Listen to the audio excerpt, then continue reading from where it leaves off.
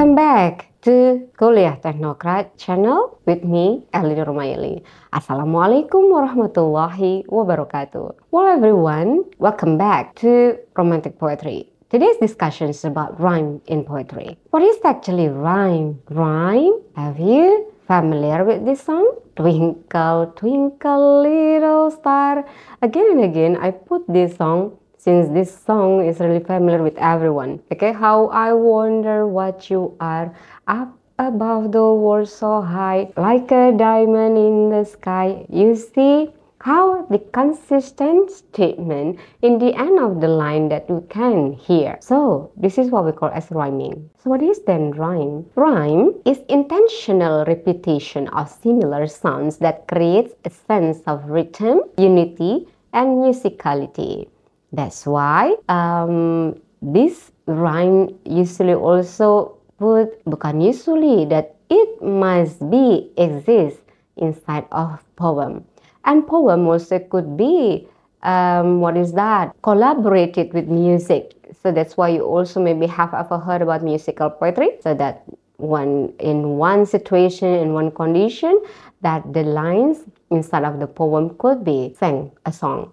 Ya, jadi bisa dinyanyikan. So this is the point. So let's see then for the next is what is rhyme in the next point. That it is an essential tool that offers aesthetic appeal and emotional impact, shaping how readers experience the tone of a piece. So how is then the tone that could be even listened by you? That's rhyme. In the end, of course, our focus. And then rhyme in the other discussion could be also stated as pattern or rhyming sounds that they sound at the end of the line in two or more words. Could be two or could be more than two words. But the focus, remember, the end of the sound in the end of line. Okay? The sound in the end of the line. So this is the things that you need to underline it. So today's lessons will help you, or the goal of these lessons will be in the points of how we can understand to differentiate the type of rhyme, and also how we also could be able to identify the rhyme. And in the end, we also could be able to identify the rhyme scheme. So what is actually rhyme scheme? Okay, rhyme scheme, when you see or when you listen the song like Twinkle, Twinkle, Little Star, how I wonder what you are. Up above the world so high, like Like a diamond in the sky. Okay, when you see over there, Twinkle, Twinkle, Little Star, how I wonder what you are. So, when you listen in the end of the line, the sound must be the same, right?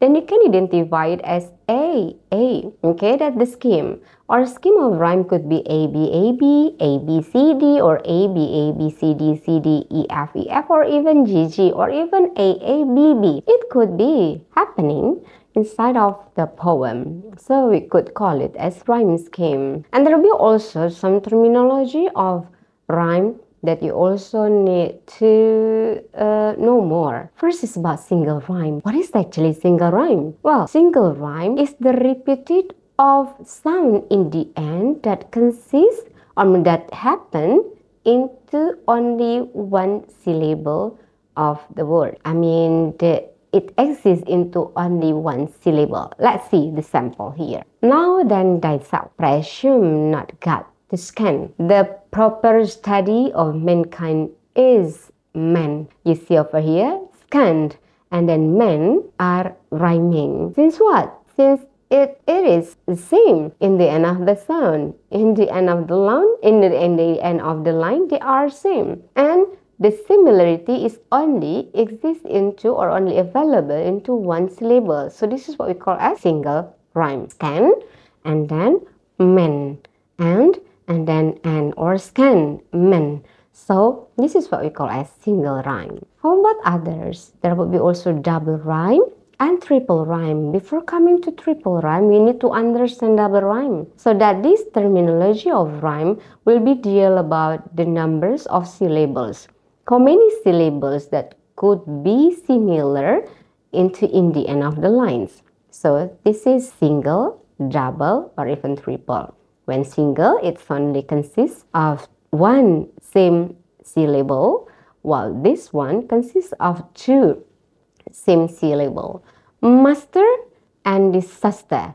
You can see over here, aster and aster over there are consisting of two syllables, two same syllables, right? So this is what we call as double rhyme, okay? Even disaster, the word disaster consists of three syllables, but things that we have to underline is the similar sound. How many of syllables that they are same? Only two, right? Aster and aster. Then we can categorize it as double rhyme, okay?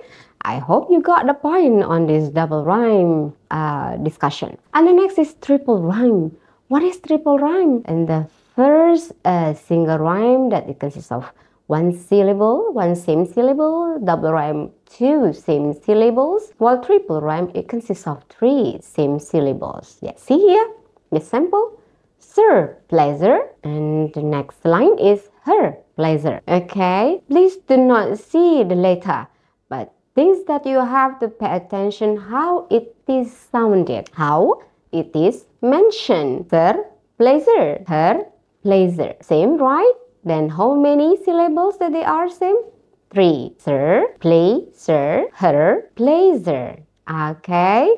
I hope you've got the points on this terminology of rhyme that could be categorized from how many syllables. Could be categorized by syllables that exists inside of the poem. And then there will be also some terminology of rhyme, ladies and gentlemen. This one, the internal rhyme. The internal rhyme, rhyming or similar sound that could be seen in the middle or in the same line of the poem. You see this one as the sample, blah blah blah, no more, blah blah blah, oh, nevermore. So which one that could be called as the internal rhyme here? The words of more and also more here could be categorized as internal rhyme. Or whenever you have ever heard the song like Forever Young, I wanna be forever young, and it exists inside of the same line, then you can call forever young, and blah blah blah forever young could be called as internal rhyme. Okay, got it? Now next, perfect rhyme. What is perfect rhyme? That the rhyme that available or exists here is exactly rhyming, exactly same, without feeling doubt whether it is the same or it is almost the same. It must be the same. You see the sample, the words that I have already bolded. Okay, this one, yeah. You can see four perfect rhyme over here. Faster and disaster. Okay, when you analyze this one based on syllables, you can categorize this one as double rhyme, right? Since it consists of two syllables. But then later when you can see whether it is perfect or not perfect, okay, or how, so you can call it as perfect, since you don't feel doubt to mention it that they are same sound in the end. Faster, disaster, the word of aster and aster. Have you got it? I hope that you've got it on this discussion, especially on the perfect rhyme. Shall we continue? Let's go to the next understanding. This one, half rhyme. What is then half rhyme? Okay, when there is a perfect, there is also half. So what is half? It is almost the same. In the perfect, it is totally same, exactly same sound, while this one almost. It means that there is a little bit similarity. You see the sample, blah blah blah is, yeah, how frail it is. And then see the third lines. Love, how it sells poor bliss. Can't you mention it by yourself? Is and bliss seems similar, right? Almost the same, right? Is, the first is by using S, right? And the next bliss.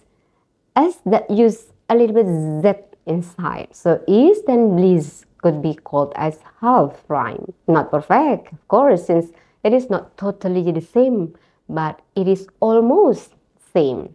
Okay, so that's what we call as half rhyme. Okay, well everyone, continue to the next terminology. After understanding about rhyme based on the number of syllables, and also after understanding it based on whether it is perfectly same sound or it is almost the same, then we now learn about this terminology that rhyme also there is a feminine and masculine. So what is then feminine rhyme?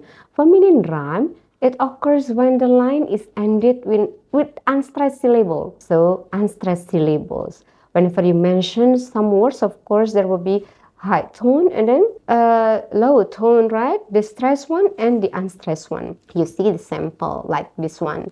The bold one, the end focus. Remember, your focus will be in the end of the line. This one, flowers. Okay, flowers. The words of words, this one, the unstressed one, right? And for the next is bowers. So the words of words and then words could be categorized as the unstressed syllables. Then you can categorize it as feminine rhyme. And usually feminine rhyme exists inside of more than one syllable. For what's that? The word that consists of one syllable, mostly letter could be called as masculine. Then now we discuss about masculine. I hope that you've got the points on the feminine rhyme. The point is that the rhyming that could be same, the words that could be same should be the unstressed syllable. Okay. How about masculine rhyme? See here. The masculine rhyme, it occurs when the line is ended with stressed syllable. I say that only consists of one syllable, yes, but not all of them. It could be happening like this one. You can pronounce or mention it. Blah, blah, blah. Inquire. Not inquired, right? But inquire. And in the end, the third line, you should mention as desire. Not desired, but desire. It is ended by the stressed syllable. So, you can categorize this one as masculine rhyme. Well, everyone, why this material is important? Actually, this kind of material also could be used by you whenever you're going to create thesis, you're going to analyze about poetry, then you can also analyzing about rhyme into your thesis someday. Okay? And then now you can see over here, you can practice it.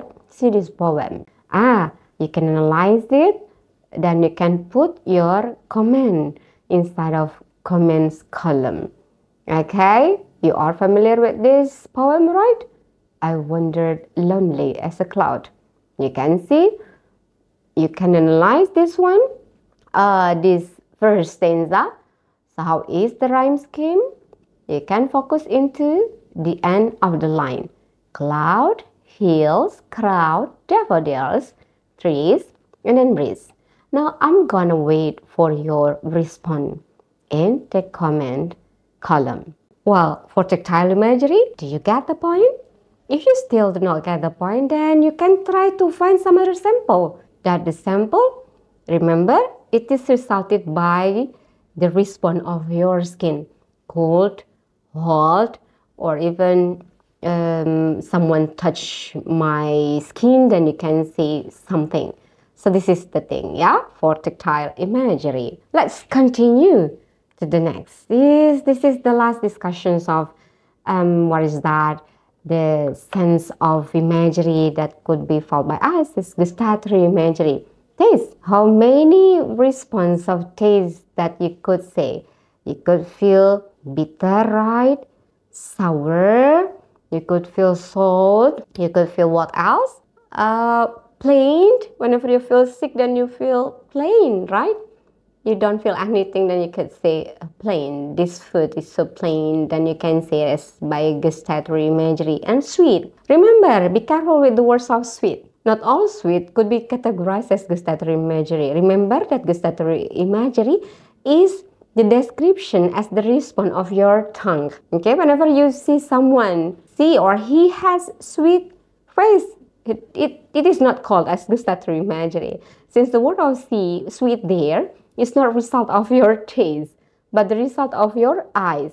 Whenever you see someone with good looking, then you could respond it by say, okay, he is so cute or he is so sweet. Okay, so you could call it as the what's that? Visual imagery, not gustatory imagery. But gustatory imagery is the result of your senses, of your tongue especially. You see the sample. I will make you tea with honey and slices of warm bread spread with peas butter. I picked the fruit this morning. You can imagine how is your taste will respond about this one, right? I will make you a tea with honey and slices of warm bread spread with peas butter. I picked the fruit this morning. What a delicious, right? Delicious. You drink tea with the bread, okay, that spread with peas butter. Delicious. Okay, so that's the result of your tongue response. That's what we call as gustatory imagery. Then you can try to also practice yourself by restarting your imagery by your own response, by your own feeling. So now you can imagine the functions of your five senses and try to write a poem, could be one stanza that deals about imagery. You could feel, you could try to describe the result of your eyes by writing description, writing the line, deal about visual imagery. You can also imagine certain sound by writing it into auditory imagery. You can also try to describe about how is your sense of your nose, the smelling, the sense of smell. Then you can write it down into the lines. Also, you can write down the sense of your skin by writing it down into the lines as well. And the last, you can imagine about the taste that you can feel into something, maybe fruits, maybe food, maybe drink. Then what is that? You also can write it down into the lines. Never forget to practice and try to practice, and practice will make you perfect. I think enough for today's discussion, ladies and gentlemen.